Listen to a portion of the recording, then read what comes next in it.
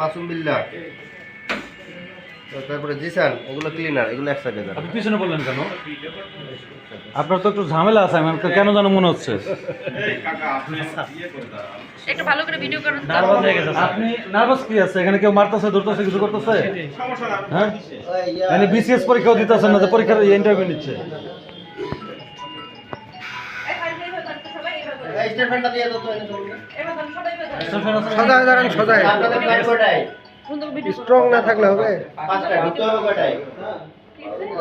হ্যাঁ, কয়টা ঢুকতে হবে? 12টা একটা বাজে ঢুকবেন। হ্যাঁ, 5টা ফ্লাইট, 4-5 ঘন্টা আগে ওখানে থাকতে হবে।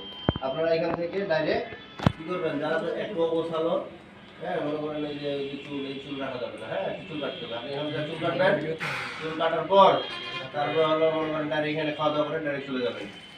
5টায় ফ্লাইট, ভোর 5টায়। তাহলে আপনার ঢুকতে হবে মিনিমাম 4 থেকে 5 ঘন্টা আগে। আপনারা মনে করেন যারা 3 জন বিদেশ ছিল, বিদেশ সম্বন্ধে আপনাদের ধারণা আছে। আমাদের এখানে দেখেন, মনে করেন একটু